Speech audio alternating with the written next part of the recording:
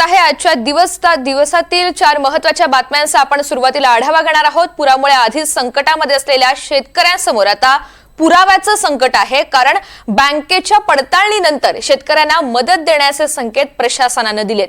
मदत मिळवायची असेल तर शेतकऱ्यांना केवायसी करावी लागणार आहे। आता ज्यांचा संसारच वाहून गेलाय ते पूरग्रस्त केवायसी करण्यासाठी कागदपत्र नेमकी आणणार कुठून हा सवाल आहे। दुसरीकडे थोड्याच वेळात कॅबिनेट बैठकीला सुरुवात होतीये। या बैठकीला शेतकऱ्यांसाठी काही भरीव पॅकेजची घोषणा होते का ते पाहावं लागेल। तसंच असदुद्दीन ओवैसी यांच्या सभेला अखेर परवानगी मिळाली आहे, मात्र चिथावणीखोर वक्तव्य टाळण्याची पोलिसांची अट आहे। तिथे गुंड निलेश घायवळ परदेशामध्ये परतलेला आहे। घायवळला पासपोर्ट मिळवून देणारा आका नेमका कोण असा सवाल सध्या विचारला जातोय।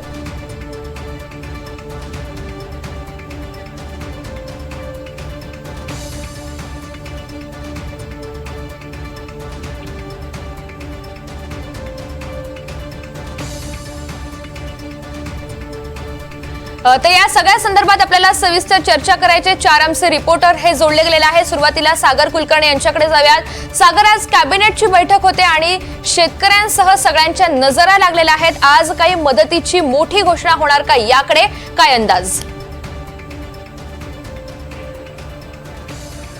मुळात जे पूरग्रस्त लोक आहेत त्यांना सगळ्यात मोठी समस्या आत्ता जी तयार झालेली आहे, एकतर पुरावे देणं असेल किंवा अन्य गोष्टी करणं असेल, तर यातून सरसगट सगळ्यांना जिथे जिथे पुराचा फटका बसलेला आहे अशा ठिकाणी प्राथमिक ज्या आवश्यक गरजा आहेत त्यासाठीचे वस्तू उपलब्ध करून देण्याचे आदेश संबंधित सर्व जिल्हाधिकाऱ्यांना दिले येतील असं सांगण्यात आलेलं आहे।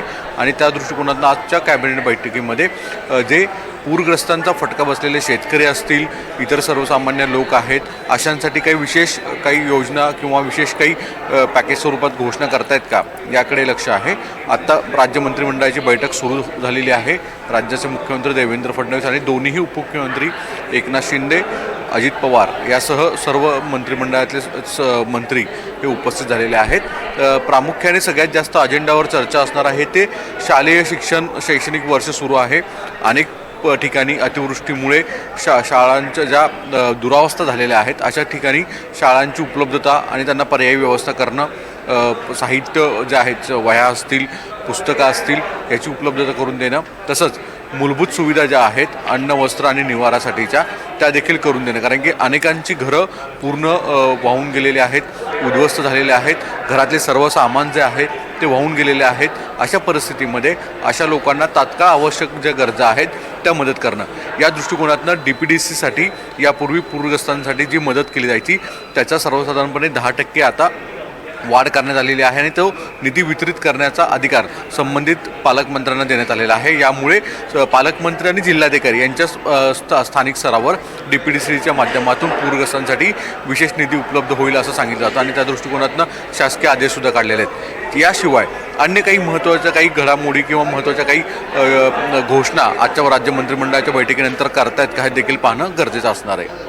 निश्चित। सागर, तुम्ही सोबत रहा। आजच्या या बैठकी संदर्भात खासदार सुप्रिया सुळे यांनी काय प्रतिक्रिया व्यक्त केली आहे ती सुद्धा पाहूयात। एकतर ओला दुष्काळ जाहीर झालाच पाहिजे, त्याचबरोबर सरसकट कर्ज माफी झालीच पाहिजे, ही एक बाजू।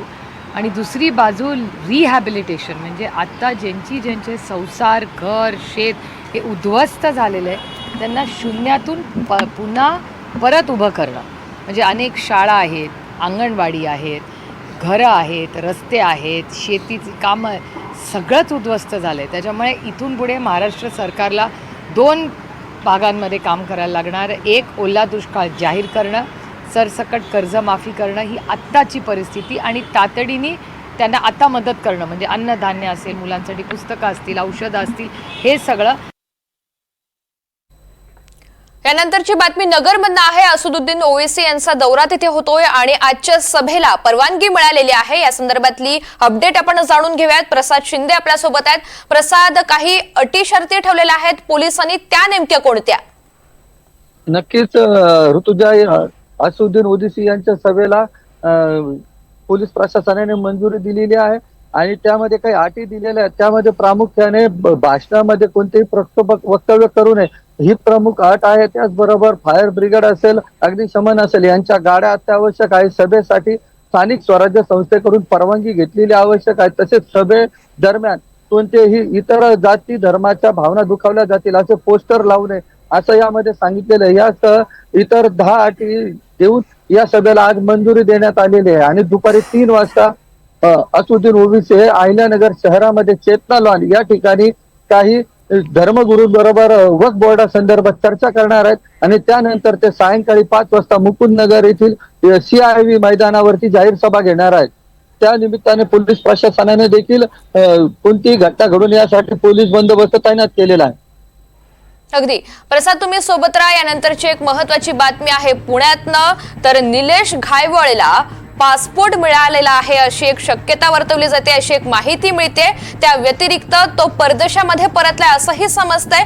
रेवती, नेमकी काय अपडेट आहे? ऋतुजा, आपण बघतोय की निलेश घायवाळ हे नाव पुन्हा चर्चेत आलेलं आहे. मी वारंवार सांगत आलेली आहे हेच की निलेश घायवाळ हा कुठेच चर्चेत नव्हता, पण आता जो कोथरूड परिसरात गोळीबार झाला त्याच्या टोळीमधल्या गुंडांकडनं, त्याच्यामुळे तो पुन्हा चर्चेत आला. पुन्हा सगळी त्याच्यावरती चौकशी करण्यात आली. आता सगळ्यात मोठा प्रश्न इथे असा उपस्थित होतो की जेव्हा पोलीस चौकशी होते तेव्हा असं निष्पन्न होतं की ज्या गुंडावरती मकोका अंतर्गत कारवाई करण्यात आलेली आहे तो परदेशात पळून गेलाय. आता एक शक्यता अशी वर्तवली जाते की तो निलेश घायवाळ ज्याच्यावरती मकोका अंतर्गत कारवाई झालेली आहे, अनेक 23 ते 24 गुन्हे हे फक्त पुणे जिल्ह्यात त्याच्यावरती गंभीर गुन्हे हे दाखल करण्यात आलेले आहे. त्याला पासपोर्ट मिळतो कसा? त्यांनी अहिल्यानगरचा पत्ता दिलेला होता आणि त्या अहिल्यानगरच्या पत्त्यावरती त्यांनी निलेश घायवाळ घच्या ऐवजी ग वापरलं म्हणून निलेश गायवाळ अशा प्रकारचे कागदपत्रे त्यांनी देऊन तिकडनं पासपोर्ट मिळून तो परदेशात पळून गेलाय. ही एक बाजू झाली. तर दुसरी बाजू अशी म्हटल्या जाते की तो लंडनला पळून गेलाय. काही वरिष्ठ अधिकाऱ्यांचं, पोलीस अधिकाऱ्यांचं असं म्हणणं आहे की तो लंडनला पळून गेलाय. काही जणांचं म्हणणं आहे तो स्वित्झर्लंडला पळून गेलाय. अजून पोलीस देखील संभ्रमात आहे की नेमका निलेश घायवाळ पळून गेलाय तरी कुठे.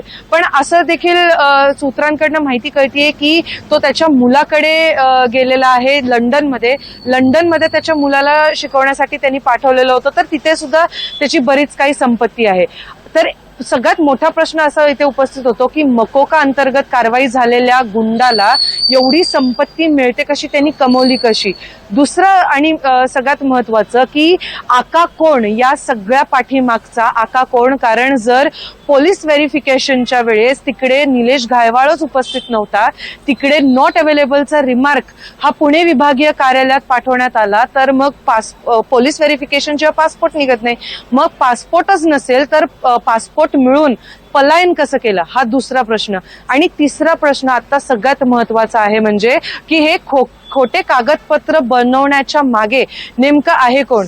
मगाशी शरदचंद्र पवार पक्षाच्या पुणे शहराच्या अध्यक्षांनी इथे पुण्यात आंदोलन केलं याच बाबत. तेव्हा त्यांनी एक असा आरोप केला की अहिल्यानगर मधले काही आमदार खासदार आहेत, त्यांच्यासोबत सभागृहात काम केलेले काही जण आहेत, त्यांचा पाठिंबा असण्याचा आरोप हा त्यांनी तिथे केलेला होता. मग याच्यात कितपत तथ्य आहे? तर काही दिवस अगोदर निलेश घायवाळचा फोटो हा तत्कालीन मुख्यमंत्री एकनाथ शिंदेसोबत होता. तर या सगळ्यांची प्रश्नाची उत्तरं कधी मिळतात, निलेश घायवाळ कुठे पलायन करून गेलेला आहे, या सगळ्याचा उलगडा कधी होतो हे पाहणं महत्वाचं असणार आहे. ऋतुजा, निश्चित. आणि या तिन्ही बातम्यांच्या संदर्भात आपण अपडेट दिले त्यासाठी सागर, प्रसाद आणि रेवती धन्यवाद.